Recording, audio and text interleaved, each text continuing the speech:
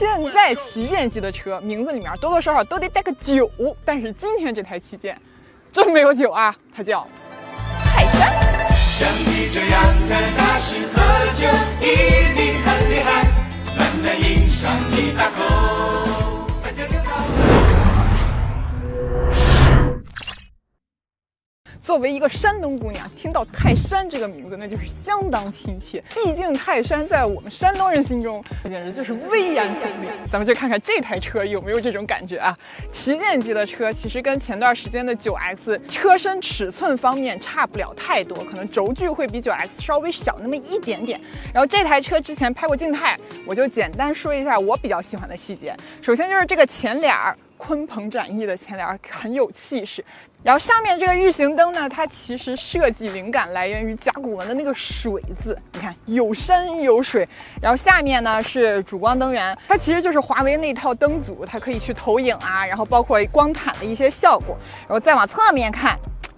看这个22的大饼轮圈，但是它并不像那种很传统的完全全封闭的门把手下面很细闪的光亮，就是你会觉得它很有气势，同时也保留了一定的精致感。进车里，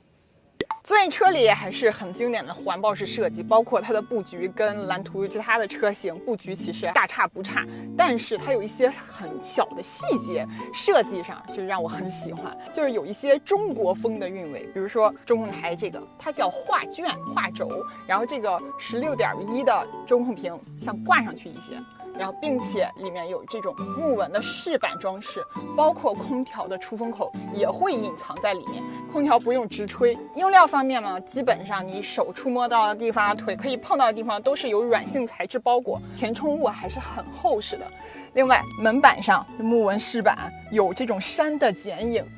座椅上也有孔洞去打成一个山的剪影，看起来很有中国风。包括这个座椅它叫 AI 云舒座椅，怎么 AI 法呢？就是这个座椅里面藏了66个传感器，就是你坐在这儿，它会根据你的体型啊，包括重量啊，包括宽度啊，去做一些细微的调整，是不是觉得很神奇？但是后面往往接的都是吐槽啊。主驾驶位没什么太大的问题，但是坐到副驾驶，你可以明显看到它的副驾驶的座椅坐垫其实并不长。我一个身高1.78米的人，我坐在副驾驶，基本上有1拳多的距离是悬空的，而且它相对来说坐姿会比较高，它对大腿的承托不是那么好。就坐在副驾驶的感觉像什么呢？就像紧凑级的纯电车第2排的感觉一样。16.1的中控屏呢，里面的是鸿蒙5的系统，这一些就不用多说了，流畅度、响应速度啊，那都是很不错的。但是我发现了一个 bug， 这个 bug 是什么呢？你好，蓝图。你好。调节方向盘。是手动调节方向盘的。它让我手动调节方向盘，退出，然后你就在这摸吧，没有非手动调节的地儿。其实它调节方向盘的位置是在这儿，打开设置车辆控制，往下滑，滑到这儿，方向盘调节。我就在想，既然你用到了这个套系统，为什么不把方向盘的调节包括语音的控制一起融合在里面呢？吸顶屏的尺寸对于后排来说真的很大，而且它的显示效果包括流畅度都还是很不错的，屏幕的角度也可以去一级对应调节。但是吸顶屏打开了，它并没有流媒体的后视镜，也就是说吸顶屏一放开，我后视镜看不了。然后这个座椅上面有一个小屏幕，你可以去来控制这2个座椅，点开空间，它有3种模式。大4座模式呢，看我俩就变得很亲密，可以横向去移动，而且它往后躺的时候，它的2侧扶手都会保持一个尽量水平的角度，旁边的小的扶手呢也会自己慢慢升起来，就整体的感觉还是不错。但还是同样问题，它的坐垫太短了，瞅瞅我这大腿，也是有1拳多的距离是悬空的状态。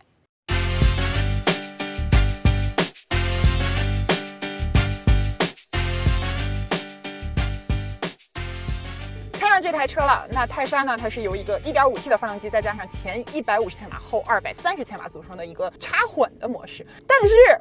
当我第一次开始知道它是一个 1.5T 发动机这么大车的时候，我一开始还很怀疑啊，我说动力真的够用吗？那实际看上这台车，其实动力完全足够，主要是我们基本上在城区完全是纯电去行驶，而且它的动力输出还算线性，比较好掌控。然后制动踏板的初段会觉得稍微有一点脚感有点硬，但是还好，比较是容易上手的那种状态。那相比起动力部分，我觉得它更重点的是在悬架底盘的部分。底盘部分的前双叉臂后5连杆，而且它的底盘绝大部分的重要零件啊，比如说前后的副车架，比如说摆臂，都是用的铝合金的材质，它也在一定程度上保证了它的轻量化。更重要的是，这台车配了3腔空悬，哎，是不是在国产车内很少听到这个词？那其实3个腔室呢，对路面的一些大的颠簸路段啊，或者是侧倾，都会有更细腻的管控。那实际体验下来，它在连续的这种减速带啊上去跑的时候，是会觉得车身控制的还不错，就是整体车身是平稳的，你只能感受到轮胎在上下跳动。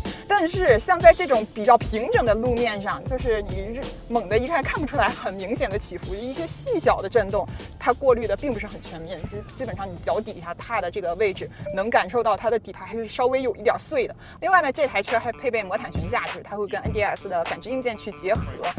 提前预秒路面上的颠簸，然后把悬架调整到合适的刚度。而转向手感，我觉得是比较符合我个人的预期的，就是并没有很沉重，也不会很粘手。但如果你放到舒适模式下呢，它的响应，车头的响应并不会那么及时。毕竟是一台这么大型的车嘛。最后呢，这台车是配备了一个65度的电池，纯电的 CLTC 差不多是在200多，并且它是用了800伏的架构，它也有5C 的快充技术，所以一般出旅行去个京郊游啊，纯电完全没有问题。名字叫泰山，那它的气势，包括一些中国风的设计，确实拿捏得很不错。但是有一些细节部分真的需要去提升。还有一点，我记得是刚刚2排体验了一下零重力，我零重力躺下以后，哎，2排是隐私玻璃，但是3排